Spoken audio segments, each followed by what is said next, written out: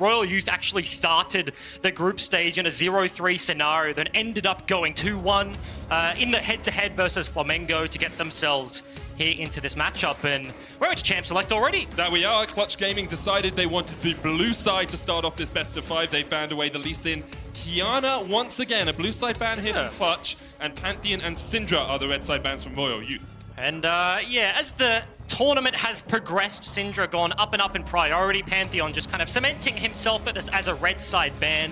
You saw it in the last series, people opting into blue side, just so you have some flexibility in what happens in the first 3 bans at the start of this one to set yourself up for that success. It's always a little bit surprising to see Clutch ban things like the Kiana and the Aurelia, especially Huni's really the only Aurelia we've seen so far this tournament. He absolutely popped off on it against the Unicorns of Love. The Kiana is a DeMonte special, and now Lyra is getting his Elise that he's won 2 games on so far this tournament. Yeah, and we're looking at the jungle matchup, right? Lyra picks himself up the Elise, but the Kiana ban is going towards Closer, I believe. The man on your screen had a super big Kiana performance in the group stage. It was like 5-2, 3 levels down, just one hitting LeBlanc's in the side lane. So Clutch certainly, where people are saying maybe they're coming in to the playoffs a little bit cocky, paying their respects to their opponent in the first game of this best of 5. They definitely are. The Olaf will be locked in here for Royal Youth. We'll see what they decide to round out their composition, their first set of picks with. Of course, Olaf can be jungle, can be top lane. Yeah. Flexible-ish. Ish. But I like it as a lock-in for Closer. He's a guy that likes to play super aggressive in the early game. Frost was kind of saying in the analyst desk, the analyst standy point, the end of the hallway with a big bunch of screens behind him, that he likes to get down and dirty in the early game. And Olaf into an Elise, once you have that Ragnarok, you could just go forwards. They hovered the Renekton for just a little second there. If they get a melee matchup, then kind of the Bass Bros just diving into the backline is a successful strategy we've seen them from them so far. And Clutch deciding in the AD carry position, they prefer the Kai'Sa over the Xayah. We have seen Cody Sun play Kai'Sa once so far in play-ins. He won on that game, teaming up with a Nautilus. That's a very strong bottom lane, but Royal Youth have a bit of aggression on their side as well. Draven and Lucian, the hovers for this AD carry pick. Ooh, cheeky little look at an Ashe. Varus, I think, is a little bit more unlikely, but they're sticking around for it. We'll see if they do decide to lock it in. It's not something we've seen too often, but it does give you a lot of lane presence, gives you a lot of push. Instead, in the end, the LeBlanc will be locked in for Seal in the mid lane. He's played that once so far, went 6, 4, and 5. So, not going to lock themselves in an AD carry. You would expect maybe the likes of that Lucian. Draven is a little bit of an extreme, but that's to get banned away here from Clutch. The mismatches in terms of the mid matchup locked in from the side of Royal Youth. And Lissandra, the ban that will come through, is something that was a little bit contentious in terms of where that champion is at. Meta read all over the place, but has been a long time answer to LB. And Seal definitely going to pay his respects in this one here. Camille being banned out as well by Clutch, so they think that Olaf is definitely going into the jungle to match up versus the Elise. As you say, the Lissandra, a commonly chosen counter pick into the LeBlanc, and we'll see where Royal decide to go with their final ban. I'm surprised to see Clutch not actually targeting AD carries with their bans. That's exactly what I was going to say. Camille's going to hit the deck, and yeah, there was the Draven hover, the Lucian hover. There are a bunch of options, and even the mages, like the Syndra is banned, of course, but you have maybe the Cassio if you wanted to go full extreme down on the bottom side to deal with something like the Kai'Sa. For Clutch, Cody really is that like late game insurance policy. They like to play top side. Once he gets through like a safe mid game, gets towards his 3-item spike, then really does come online. So Kai'Sa is a bit of like a nothing pick, won't do much for a very long time, but it's just stable there, and the response is really going to be here on the hands of Royal Youth. Scales really well, is safe when you get that Ultimus as well, the big shield helping you out quite a lot. Draven is the final ban from Clutch, and now we'll start to see where Royal Youth want to target in a pick ban phase. And it has to be an AD carry. If you're going to blind your top lane and just get counter-picked by Huni on the other side and then have to deal with an Elise, it certainly could be troublesome, but Jinx going to get locked in. Yeah, this isn't something that Pilots played at all in summer, so I was a little bit surprised by it, my gasp of aspiration, but there's Lucian as well. That could be mid Lucian, could be mid Kai'Sa. Rumble probably going up towards the top lane. We've seen that banned against Clutch a lot of times already this tournament. And already it was like a super quick lock-in. This was an expected play coming through. The Lucian, the Rumble, insta-locked by their respective players here in Royal Youth. 10 seconds left on the decision to be made. What are they going to throw up towards the top side? Yeah, the question is, do you think you're dealing with a Rumble or a Lucian, really? Because if you think you're dealing with a Lucian, picking something that can be harassed down could be very dangerous. It's Kled for Armut. It is the 5th time he's played that in summer, one of his most played, so he's very comfortable on it. But will Demonte be picking the Lucian in mid, or will Huni take it up towards the top side? That's the big question here. Yeah, it's kind of interesting. They've got until 20 seconds before that does get locked in. What would you be thinking right now? What would your decision be? I think Rumble on the top side may fare a little bit better in terms of like the mid matchup as well, right? Like LeBlanc with an Olaf just running into you on the Rumble could be a very difficult time, and we'll see where they want to throw that one. But I like that RYL Youth kind of stood their ground. They just locked in the composition. They've got a late game insurance policy in that Jinx being picked up from Pilot, and top side of the map, they've got all of the buttons they need to look for these fights, and I think there's going to be a very scrappy start to this series here. It definitely is. Demonte on Lucian mid, running Ignite as well. Not really taking any prisoners in the first game of this best of 5. It's the first time he's played it. The only other AD carry he's played in the mid lane is the Tristana once, alongside Corki, if you count Corki once. But Clutch Gaming coming out swinging early on here. We'll see if RYL are able to match them. Yeah, and the one thing that I really do like about Lucian into LB is he has a bunch of options. Lucian, more of a spell fling AD carry than most. He doesn't just right-click all the time, but if you go for the Bork when the LB distorts in, if you know you want to get the fight, it's the active coming down, the dash forward, the commit for the full extended trade. Of course, this is like 1-2 items deep before it gets to that point, but yeah, certainly creative stuff coming out in the first game of this best of 5 here from Clutch. Here we go, on to Summoner's Rift. The LCS taking on the TCL, North America, up against the might of Turkey. These teams have only met 3 times in the past. It's a 2-1 to NA so far, and I'm sure RYL will want to upset that. They've never met in knockouts. Neither of these teams have ever been eliminated by the other, but we'll see if Clutch Gaming and RYL Youth can make their way to World's Groups today. 30 seconds until minions spawn. And already, Lyra on the Elise. Going to go for the classic jungle, place a ward in. Dot Bush go back by himself a sweeper, so that he has some access to clearing out that vision the opponents will place down. Of course, Elise known to be an early game ganker. If you get those off, then snowballing out of control. When you have lanes like the Rumble, like the Lucian with Ignite, this could take over the game, but you have to say it could be matched. This is a very, very interesting start to this one, and Closer, the man on your screen right now, has just been a big proponent for this RYL Youth lineup. He really has, and that battle between the junglers is a story we'll see play out throughout the best of 5, because Lyra really struggled on anything that wasn't Elise in the group stage of play-ins. He went 10, 2, and 12 on the Elise, and on everything else, he was just dying all of the time. But Closer actually performed from day one against Damwon in their first game. He was the guy finding assassinations on the Kiana. So we'll see if he's able to match Lyra in the early jungle in this game. Yeah, and it has been kind of interesting to track. Of course, Lyra's been shying away from his most played champion in the Skana. It's been a long time since we've seen that one, and yeah, as you mentioned, it will have to kind of keep an eye on the matchup as it does play out. Does Closer want to go for the fancy clear? You can aggro the Gromp on the side, do your blue buff. You get incredibly low, maybe not willing to risk something like that against anything that Clutch has put together. Of course, one of the clears that really only works on Olaf, because the lower you go, the more attack speed you have, and then you can lifesteal up through the vicious strikes. It makes it pretty easy for an Olaf to get early clear. Vulcan not going to hit the Q there. Demonte trading here onto Seal, who pops a potion. That's a passive gone down as well. Tolerant stunned up just a tad, but Cody Sun is being harassed by the RYL bottom lane. Yeah, and this kind of game is almost a jungler's dream and a nightmare at the same time. You speak to professional junglers, they go onto like the world stage, a performance with so much gravitas behind it, and then everybody doesn't go for the hard trains in lane, but you can see already mid lane, bottom lane, everybody opting in early and ability to come in and clean up. Of course, we're only like 2.5 minutes into this game, but yeah, certainly looks like one where there will be tons of options. Oh, I love it when people say things like that. I love it when people tell me there's going to be a lot of action early on. That's a play-by-play's dream. Top lane is a lane that the analyst desk focused on just a tad, because of course Huni has so consistently been the carry for Clutch throughout the regular season, the player that his team plays around. And Armut, after having a disappointing start to Worlds, has actually really stepped up as well. So we'll see if he and Closer can combine, because that Rumble is relatively easy to gank early on. Yeah, because it's kind of twofold. For Armut, I really like the confidence in interviews. Behind the scenes, like speaking to lore, and he's a player that, at least to the English-speaking audience, right, like coming out is like, yeah, you know what I mean, like down one, that's a super tough situation, but against their opponents, like, yes, maybe we do lose to Flamengo early, and then we will ramp back towards the rest of the tournament. Closer does actually get some eyes on Huni here, pathing down the river against a ward.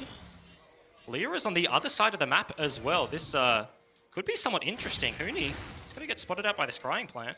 And the question here is who can react quicker to this? Because Huni is getting pushed away. Closer doesn't have Smite. Can Seal come across? You see Armut coming down from the top lane.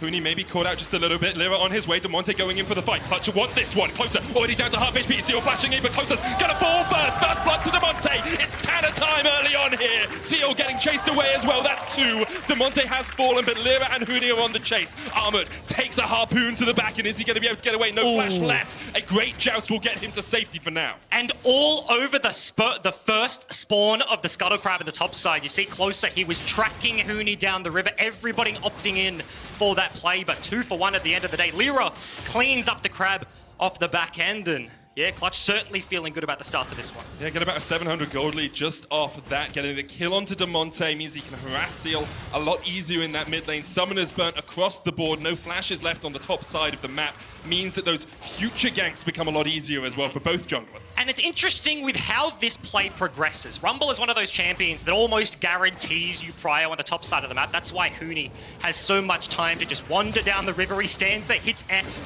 whilst just flamethrowering the Olaf, and this is kind of the detriment of the Olaf. You have to commit, you have no get out of jail free cards at the back end, and Elise being second to the play feels very, very nice with the Cocoon. Top side though, okay. Vulcan, bottom. so low. Seal going in for this. Vulcan, one more auto might be enough. They can't quite get him. He just about survives. Meanwhile, in the top lane, Armut is being focused down by Lyra and Huni. There's no the way remount. to go. He remounts. The joust has already been used. There's one harpoon. They can go for the dive. It's pretty easy. Spiderling coming in. Lyra looking to sink in the banks. Dismount. Lyra's gonna fall as well. A 1-for-1 trade in the top lane. By the skin of their teeth, almost everybody walking away, but Clutch have to trade on the top side.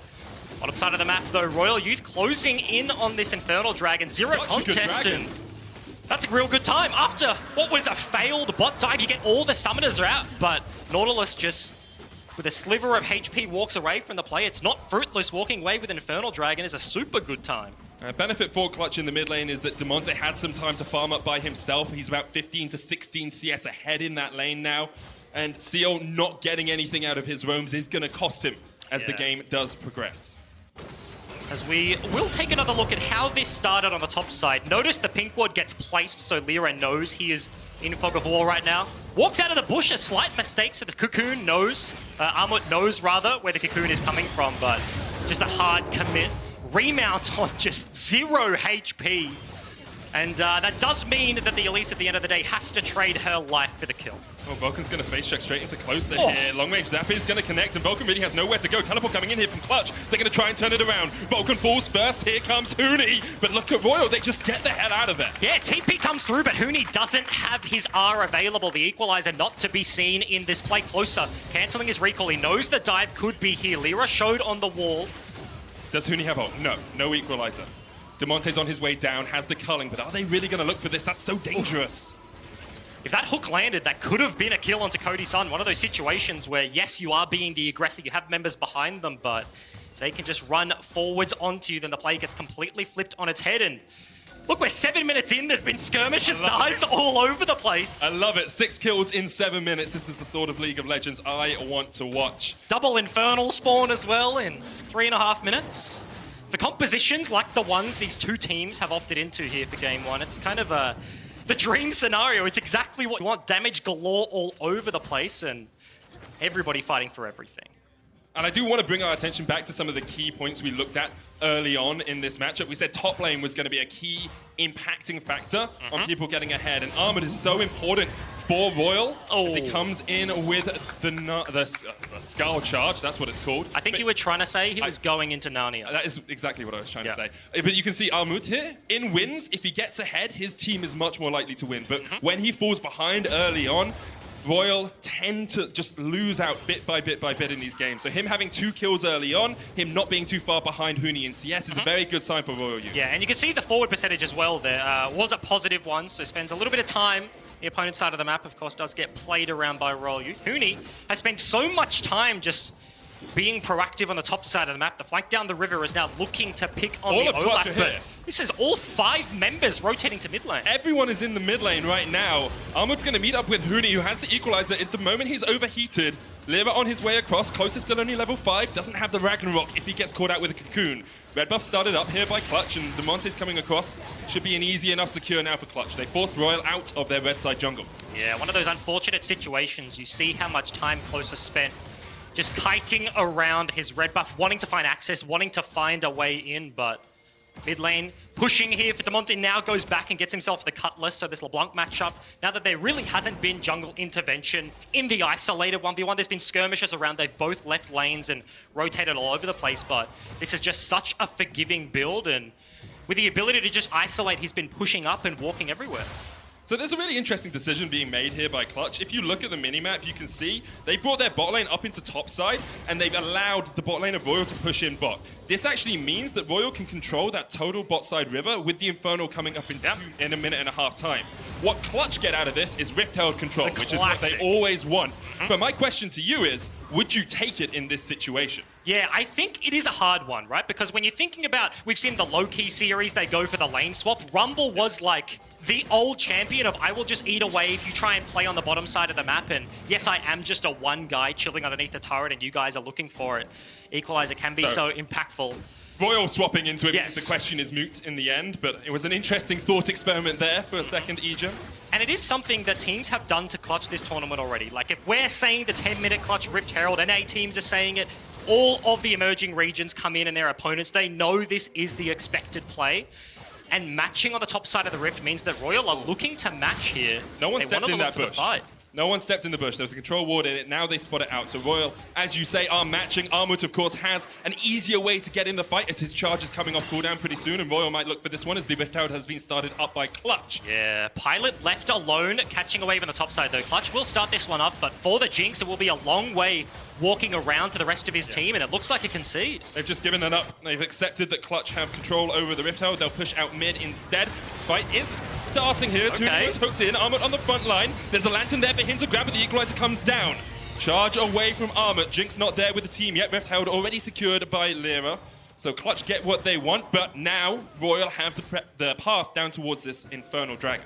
Do Clutch actually want to go for the contest? They can drop the Herald mid, force them to react to the play. You see Jinx being split off once again. Pilot just defending it. Will be the second Infernal Dragon, so not an easy decision to make, but hooks on. Only onto Vulcan.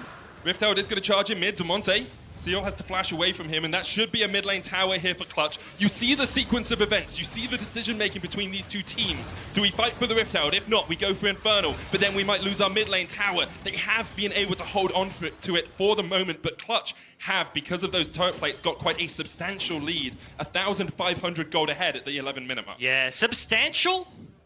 It's kind of contentious here, I think, right? Like, if you look at the compositions that have been locked in, you have the Elise, you have the Rumble, they've made a lot of things happen early, but majority of them have been a even-ish trade, and given you're only 12 minutes into the game, double Infernal picked up, 1.5k gold lead. Yes, like at 10 minutes, that's significant, but for a Jinx, if she gets between like this 10 to 20, 25 minute mark, double Infernal is just straight up in the bank. Like that's damage just chilling there waiting for you to hit those item spikes. It's that trading decision-making we talk about, playing the side of the map that the enemy isn't on to try and get these small advantages. Yep.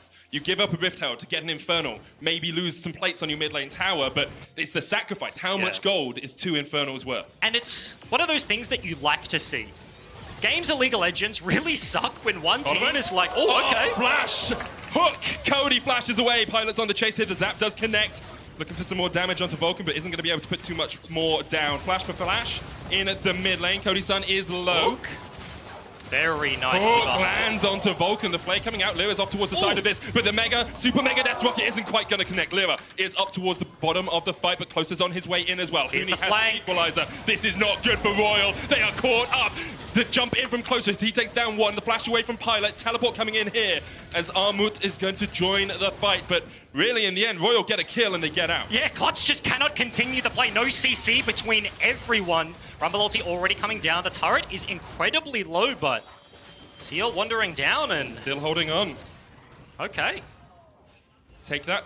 RYL going to be able to back away. Infinity Edge on its way for Pilot. He has a BF sword and a pickaxe. Armut takes a culling to the face, but the lantern! Dark passage to salvation there, as Armut was very much going to die if he didn't get that help from his support. And okay, A couple of things. First of all, Demonte, Lucian skin, top notch, great job, congratulations. You've done the right thing heading into this one. But as I was kind of saying, like the trading back and forth, League of Legends hurts to watch when one team is just like being proactive, they're forcing fights, the other is in that situation where they want to respond but just can't, and somebody walks away with everything. That's how you get very one-sided games, like one team just steamrolls over the other, but in a game like this where everybody's opting into early game proactivity, skirmishes all over the place, and you have the gold for Infernal trade, can get super sketchy. Seal has no idea. Huni doesn't have flash, but Vulcan's on his way up. There's this first distortion used. Now here comes Huni with the harpoons. Vulcan coming in from the side. Seal trying to flash away, but there's nowhere for him to go. This LeBlanc is not long for the rift. Huni burns him down. And Clutch get their 4th kill of the game. And that's exactly what makes Huni a good player. Like those creative uses of vision, just waiting, biding his time, looking for the pick, tolerant. Can he get in flash range? Flay range, I should say. Looking for the hook, but Cody's some of the great killer instinct to dodge it. Demonte going in and Tolerant is already done. Vulcan coming in from the side as well, and he lands the hook on Pilot. Cocoon to follow, equalizer not even needed, but Huni will take the kill in the end. And Clutch second gaming, come alive. Mid-lane fight gets cleaned up by Clutch. The turret they invested in earlier. Now going to get taken down. Gold advantage their way again. And this is where we see Clutch upping that tempo from the early gold lead, getting those first completed items before RYL were able to react. And because of that, they're now able to take towers, get more kills. Oof. And you can see just how strong Clutch are right now. Yeah, did you see the gold lead in the mid lane? That's approaching the 2K mark. Demonte is absolutely massive. This is the Thresher's worst nightmare. You're going for the hook. Very nicely played from Cody Sun. Gets himself to safety. Tolerant with no flash just dies immediately off the end of the play. And every time Clutch have been proactive, it has been a 5-member resource commit. They're all rotating to the play. Huni comes down the flanks from both sides and get the picks, get the objectives, and get themselves out of there. And at the 15-minute mark, Clutch have a 3,000 gold lead. Demonte just absolutely shredding through Tolerant. There's nowhere for the Thresh to go. Demonte 3-1-0 on this Lucian, really showing up here in the first game of this best of 5. Yeah, and that's exactly what I was saying. Gets the Cutlass by, no junglers interacting. The fact that Lyra was forcing plays and Closer was kind of reacting in the early game means that he was just left alone with a LeBlanc, and as this lead gets bigger and bigger, he's going to become a problem to deal with. You see RYL Youth sending the LeBlanc to the top side, being thrown to Huni as the next dragon spawns. And Mountain Dragon here for Clutch. Really nothing RYL can do about this. They had some control over the Drake pit early on in the game, but now everything is in Clutch's grasp. RYL have been stalling over the last few minutes, and Clutch are the ones that continue to make those proactive plays. And I think that's what we expect to see over the next 5 minutes or so as well. It will be Clutch trying to find the picks. But has Demonte met his match? In goes Armut. Demonte trying to trade in, but look at the damage. Armut just absolutely shreds through him. Demonte able to get away. And Armut unable to chase. Seal here, the equalizer doesn't quite connect. Needed the hook or something first from Vulcan to hold him in place. Yeah, you hate to see it. Unfortunately, going to go a little bit wide there. Bottom lane was a respectful decision there from Armut. Doesn't go for the flash trade, knowing the dash from Lucian was coming up in a few seconds. He had a flash of his own, so does get a chunk out on the very fed member right now, and pick on the top side was not to be. Wasn't quite able to work through it, and Clutch just continue to rattle off these items. Manamune finished for Cody Sun. He's building up towards a Ginsu's, the Blade of the Ruin King, and a BF Sword for Demonte. Leandri's complete on Huni. He's getting himself up towards that Zhonya's. It's going to be very hard to deal with them for the next few minutes, but parts of their composition do fall off as the game develops. Rumble, always one of those champions that we talk about having a very strong mid-game, but not too strong as the game goes on. And if you look at the side of RYL, I always like a jinx when you get towards late-game team fights. We have seen in this tournament already just a late-game insurance policy coming up Clutch, for lack of a better word. Could come up RYL for this one.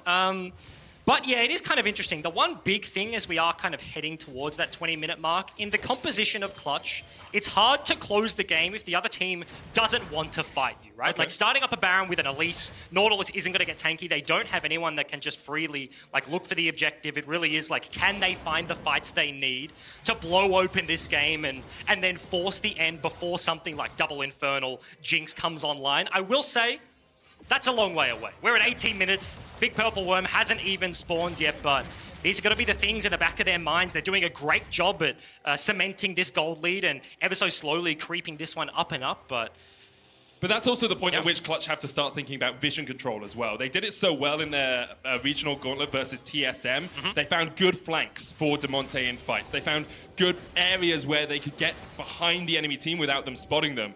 And you can see Huni's done it a couple of times this game already. What I'd like to see is a few more control wards in those inventories, clear out some of this Royal vision, especially around the Baron, because you can do it relatively fast, although you will fall quite low. And then really set up to make Royal come to you, have to face check you so you can start these fights. Yeah, and you do have to respect it. Like, the way they've been fighting fights already means, as an LCS fan, you look at this game and you do think positive thoughts about the trajectory, right? Yeah. They've been able to force things already. They don't have really anything to play over right now. You can see the deploy is top side of the map. Huni gets flipped, does have TP that is matched by Armut on the other side. So if a fight breaks out towards the top side of the map, both of them can join. But this last remaining outer turret being pressured, everybody rotating up. I mean, Armut does know he can buy full items from the shop, right? Because at the moment he's got Tiamat, Hex Drinker, Ninjas, a Ruby, a Kindle Gem, and a No Magic Mantle. You can combine some of those into full items. Yeah, he's just working on it. Yeah, he's on his way, I guess. But he's had a relatively good performance as of yet, and now Clutch almost 5,000 gold in the lead. You said they're playing up towards the top side. Is a pretty strong area for them. When you have both your AD carries on the top side of the map, both of them almost at 2 items, Seal really can't defend by himself. And closer on this Olaf, unable to get anywhere near the fight. Demonte just keeps him away. Yeah, it's a very difficult defense there. LeBlanc struggles to defend turrets because she has to play in the wave to be able to wave clear, right? Like, yes, you have a Ludens, you'll get a Q bounce, but really distorting on the backline is what you have, and if Clutch are putting all their resources up there, you expect them to be able to break that one. So now the entire outer ring has been broken pre-Baron. All of the boxes are being checked for a composition like this. You see the 2-item spikes now being hit from Lucian. Kai'Sa just waiting on the transform there. Leandri's completed, and Huni's just kind of done at this point. Like, he's got the magic pen. Full build. Yep, TP into a team fight is exactly what he's looking for. And I mentioned it could be difficult to take down the Baron if their setup isn't crisp. Setups have been looking pretty crisp so far. Just want to get some vision control in that Royal jungle. Royal, on the other hand, continue just to try and stall out the game. Yes. They just want to get this one towards 3 items on that Jinx, 2.5, 3 items on the LeBlanc as well, and then get Armut in a good position to flank for a team fight. Close is going to face check straight into Lyra here. Just chunked out a tad. Olaf, not the tankiest of jungle tanks. It's one of those situations where you have to hit the oh crap button, and that's kind of the decision or not. Like, do you pop ulti and run away, or are you just fine to chill and then walk away? That was pop the ulti and run in. That's the Chad move. Second dragon of the game for Clutch here as they take down the Ocean pretty handily. Armut has been playing weak side of the map for a long time, and you can see Clutch have had a lot of vision control just around this area, really making it difficult for Royal to do anything with it. And Royal actually looking for their first tower of the game up to top. Will get themselves just that little bit more gold in their back pockets. But it is, as you said, it's heartening to see if you're an LCS fan. Clutch do this early game as well as they have done. I think there were questions as to the strength of Royal coming out of their group, because when you've got Damwon, Flamengo, and Royal in a group, it's debatable how powerful that group is. Who's good? How good are they? Exactly. And so not many opponents to compare to. I think a lot of people came into this series expecting Clutch to be the favorites, but thinking that Royal really could put up a challenge. And I think the big thing from this game so far in the hands of Clutch is I think it's been a very respectable performance. We've seen in this tournament alone super over-aggression from the likes of Huni, super underwhelming performances from the likes of Lyra. We've seen like very proactive and then very non-proactive playstyles like when they played versus Mammoth. And it's like, where do they land in a best of 5? Interviews with Demonte is like, yeah, we've been experimenting with stuff, but eventually they do have like the fallback pattern to go with what we've been seeing. And up against their opponents this far, I feel like they've really tempered themselves, and this is a very good style of League of Legends that this team is playing right now, and they're not fumbling at really any point. I think the next step is the one that I really want to see them be effective on, because this is where you can see Royal fighting very hard to maintain control of their own jungle. Clutch not being able to get in there yet, and as we've said, they really need Royal to go for the fight. They really need Royal to face check into them if they're going to be able to get one of these big fights later on, because they don't have too many engage tools. Really, you're looking for a flank maybe on Armored in the bottom lane. You're looking for an equalizer on the back of a team fight to chunk people out. And Now Clutch are trying to set up, but Armut being very, very respectful, very safe as he backs away in the lane. Yeah. And I'll bring it back to what I said earlier, right? This Baron is the big window for Clutch to reasonably be able to explode this game open, and simultaneously is the most difficult point of the game to play here from RYL Youth. They have to just stall out as long as possible, and the one thing that you could see going wrong here for Clutch is the fact that Huni really is their catalyst for action. Yep. He makes things happen. Like, Vulcan looks very good on the likes of like a Rakan, and he's second to the play. Huni goes in. On the back end of like an Akali, dives into multiple members, and then there's the follow-up for the rest of the team. And in this sort of situation, you've seen what Clutch just did. Set up the Baron, get their vision, float all their resources to Huni, then just walk him back to the Baron pit. So for a team like this trying to execute around the Baron buff right now, they're just trying to bring Huni to the play. And you can see why that's so important for them. Huni has the most damage of the most damage share of his entire team at 33%. Demonte's last at 18%. Yeah. So you have to be playing around Huni really to get your team ahead if you're Clutch. And he's such a key catalyst for the team, which is why we bring it up so often. First tower of the game over to RYL. They are 5,000 gold behind as the game ticks on piece by piece. And Clutch Gaming will be wanting to look for a catalyst for their play. They want to look for a trigger that they can pull, because right now RYL are very happy just waiting out the game in this lull state. Yeah, and a couple of big buys did just come through. Huni gets himself a Void Staff. I actually didn't see how he purchased that, but I think that may have just been a straight-up completed item. That one's done. You see a BF Sword in the hands of Lucian. Kai'Sa hits the transform as well, so everything coming online, and the map state is good. Huni already getting the push, rotating over. The difficulty is you have wards like this just sitting at the top of the pit, and it makes it very difficult for Clutch to start anything without RYL realizing it's going on. Demonte might face check into two people in the top side. Seal could jump in. RYL deciding they don't want a piece of that action right now and backing away, and now Clutch are getting that deep vision we keep talking about. Oh, do they go for the pick onto the two up here? Vulcan is in. Can he get the LeBlanc? Ah, gets the wall. That was the worst target. We didn't want that one. Well, I mean, yes. I was trying to think of a funny joke, but I got nothing. Got nothing, I'll admit. Pilot caught out just a little bit here. Tolan doesn't have the lantern, brings it up just in time. The hook doesn't connect, but Huni burns his flash, burns the equalizer, gets both summoners out of Pilot. Armut on the wrong side of this one, as he's going to have to back away. Does still have the charge if he needs it, but Huni shouldn't be able to chase him down too easily. And RYL able to hold off the Clutch advances for the moment. Yes, for the moment. That is the key thing. No kills. Oh, lots of damage on both sides now, but a bunch of vision control on the top side of the map. Clutch just laying claim to that quadrant of their jungle, and next dragon will be spawning in just about 30 seconds. We've been talking a lot about Baron, but nobody's found themselves a fight, found themselves an ability to start that one up, and a couple of Ocean Dragons just have been the prize here for Clutch. I think they're going to get their second, which is always a bonus. You know, double Ocean can give you a lot. Early on, we talked about the double Infernals for RYL. That's only going to get better as the game goes on, so it's that balancing act of what you trade for what you take. Clutch trying to set up around the Ocean here, but it looks like for the moment, actually, RYL will have control. Remember, no equalizer, no flash on Huni. Cocoon's going to land on closer, doesn't pop the Ragnarok. And Clutch will try and regain just that little bit of vision. Now they can path up towards the Baron. That could have been a big opportunity, but Huni lacking the cooldown on the equalizer. You can see pings almost immediately. The wards we pointed out earlier have died, so complete vision supremacy here around the Baron pit, and RYL very tentatively contesting this one. Closer, does have the flash, can go Rocket. Super Mega Death Rocket, doesn't connect. Vulcan on the chase, the Cocoon hits, and that is the thresh down. Tournament forwards, Armut caught out. The depth shot's going to land, but Seal across the wall could look for jumping in. Armut dismounts, Closer lands an undertow. Cody jumps onto the back line, assassinates Armut, and now is looking for the chase onto Seal. He flashes forward, Seal has to flash away. Clutch find two and turn their eyes back towards the big purple worm. Find exactly the fight they're looking for. Top and support going to die off the back end of this one. Pink Ward's still in the pit.